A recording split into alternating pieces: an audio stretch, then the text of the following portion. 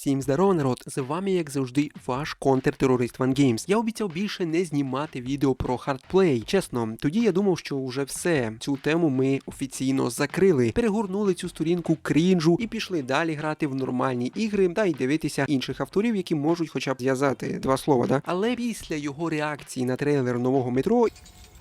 А почему по литоту так? Чего? Я не понимаю. Ответ простой. Хочется движухи. І після ваших коментарів я просто не міг пройти повз. Та й будемо чесними, якщо це ще й переглядів трохи принесе, я тільки за. Моє попереднє відео про IGBT набрало 10 тисяч за один день, тож чому б не продовжити цей прекрасний тренд і не розібрати ще одного так званого експерта ігрової індустрії. Для тих щасливчиків, які якимось дивом живуть у паралельному всесвіті і не знають взагалі, хто це такий, то я коротко вам нагадаю. А з вас лайк, підписка. Хардплей — це людина, яка... Так, стоп, це не той сценарій. Олексій народився, почав стрімити реакції на Ютубі, сидів з серйозним обличчям, потім почав розповідати про політику, підтримувати війну і бла-бла-бла-бла-бла. Кому це взагалі цікаво? Давайте будемо відвертими. Це звичайний зетник, пропагандист і дешевий маніпулятор, який перевзувається в польоті швидше, ніж ви встигаєте оновити сторінку у своєму браузері. Він уже неодноразово ставав героєм моїх відео, бо рівень його лицемірства просто пробиває стратосферу. І ось цей діяч вирішив подивитися трейлер нового Метро 4, яке тепер гордо носить під заголовок Метро 2039. Да,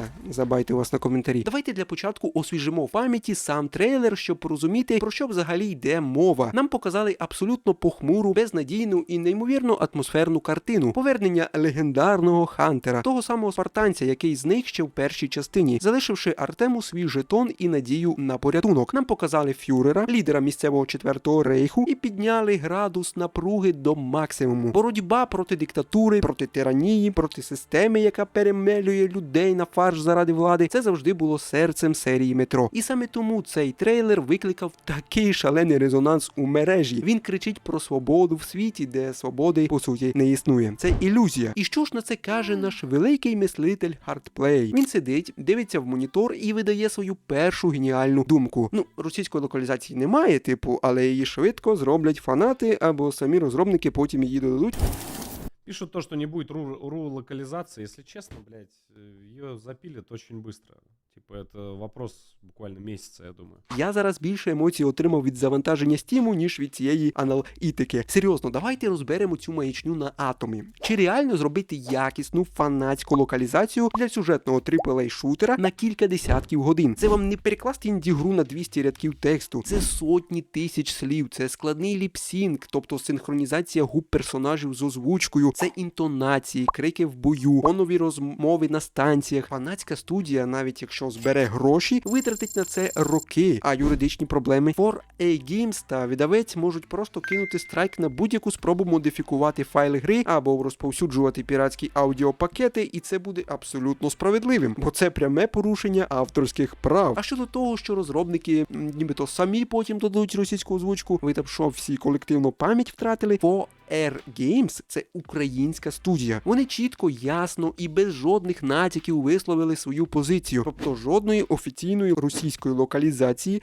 тим більше озвучки не буде. Крапка. Це принципове рішення. Але хардплей продовжує годувати свою аудиторію цими солодкими ілюзіями, бо визнати реальність – це означає визнати, що індустрія відправляє їхній ринок за відомим курсом російського корабля.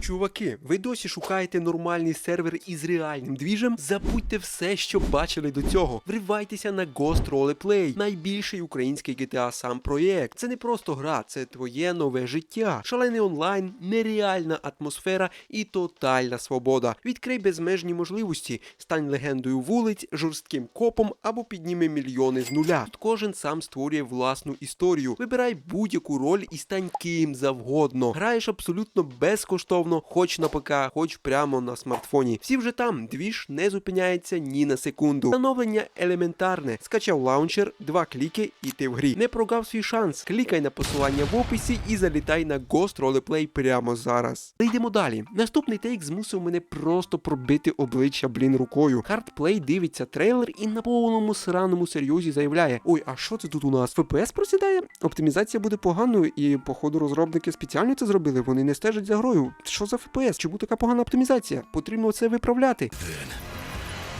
ФПС здесь нахуй умер просто.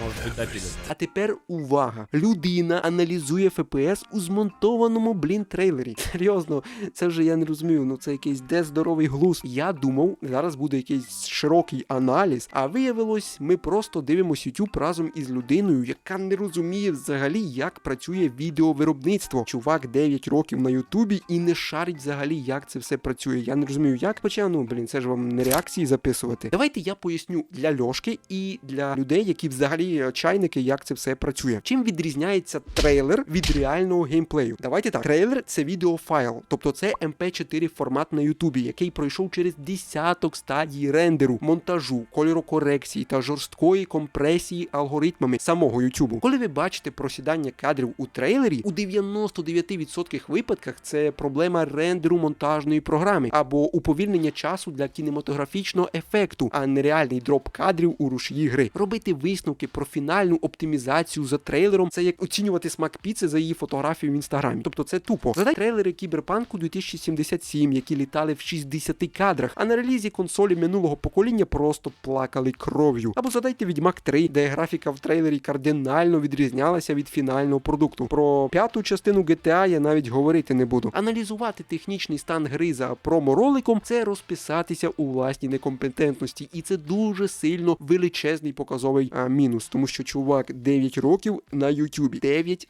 років. Але зараз буде найсмачніше, найбільший, найжирніший шматок лицемірства в усій його реакції. Хардплей дивиться на екран і з щирим нерозумінням запитує: навіщо сюди, засунули політику взагалі? А почему полито-то так? Чего? Я не понимаю.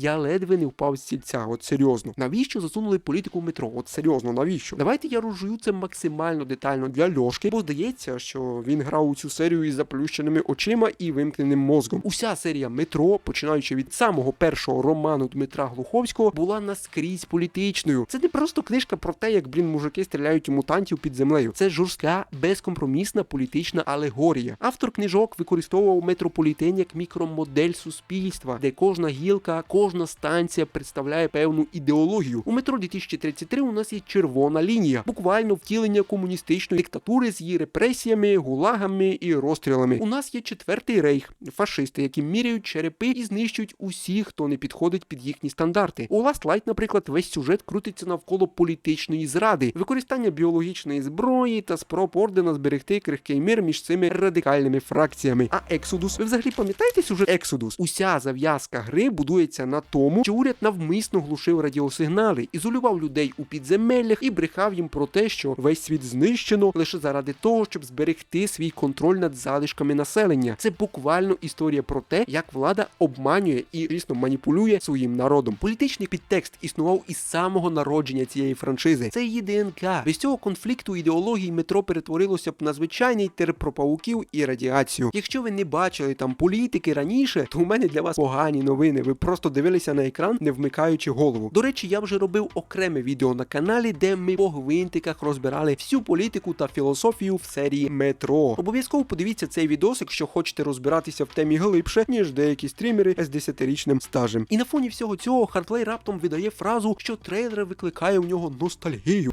Проходили, кстати, полностью Метро, тоже на основном канале есть плейлист, можете посмотреть потрясающие серии игр, мне очень она зашла. Ностальгію, коли українці ще не здавалися тобі, Льоха, бандерівцями, мабуть. Давайте згадаємо, ким насправді є ця людина. Сучасний Хардплей намагається будувати з себе таку невинну овечку, яка просто любить ігри, сидить поза політикою і пускає сльозу від старих саундтреків, від Сталкеру і, звісно, Метро. І взагалі не розуміє, чому його хейтять. Але інтернет пам'ятає все. Ще кілька років тому, перед релізом Сталкера, він вів себе як типовий еталонний пропагандон. Він сидів на своїх стрімах і відкрито звинувачував Україну в розв'язанні війни на Донбасі. Пацанов, кто, блядь, за свою страну в Украине воюет? Серьезно, нахуй? Сейчас серьезно? Він слово в слово повторював найбрудніші методики Кремля. Розказував про 8 років в Дамбілі Бамбас, про те, які українці взагалі погані, що вирішили захищати свою країну. Я ни в коем случае сейчас не покрываю, нахуй, тех уебанов, блядь, кто отдавал приказы и наводил, блядь, полный пиздец в Донецке и в Луганске. Этих людей к стене ставить, нахуй, вообще их сразу аннигилировать из этого мира, блядь. Так же, как и ко всем другим этим, блядь, карательным шайкам-лейкам, нахуй, ко всему остальному. Которые сейчас, блядь, на территории своей же страны, нахуй, устраивают там полный пиздос вообще. Среди своего же населения, среди своего же народа. І поливав брудом студію ГСЦ. Будет. По приколу, короче, блядь, надо как-то их забайтить. Вот я думаю, как. Мне кажется, когда будет релиз Сталкера, надо ебануть. Понял? Смотри, сейчас дойдет до разрабов, они твой канал забанят, блядь. Мать свою пусть ёпту забанят, блядь, долбоёбы нахуй. Как можно, блядь, канал... За что они забанят? Просто, ну, за что? По приколу всегда хуесосит Сталкер. Это же потрясающе. Просто, ну, за что? А тепер він сидить і розказує про ностальгію за грою від іншої української студії, яка зараз фізично страждає від наслідків тієї самої війни, яку він так палко колись виправдовував. Це брехня, це маніпуляція і спроба сидіти на двох стільцях, коли один з них уже давно згорів. І саме тому ось цей персонаж настільки, ну блін, реально дешевий, тому що всі його ось ці спроби всидіти на двох стільцях просто розсипаються. На моєму каналі є велике відео розслідування про Харда, і не одне, де зібрані всі його цитати і висловлювання. Сходіть, подивіться, щоб точно розуміти, ким є ця людина, і взагалі, чи є він людиною, і чому кожне його слово зараз не варте абсолютно нічого. Але абсурд продовжує набирати оберти. Під кінець відео Hardplay рекомендує всім обов'язково пройти всю трилогію метро перед виходом нової частини, щоб, типу, зрозуміти лор. Хоча і сам в житті лор він не зрозумів. Вот серия игр Метро, одна из моих самых любимых. Она просто охуевшая.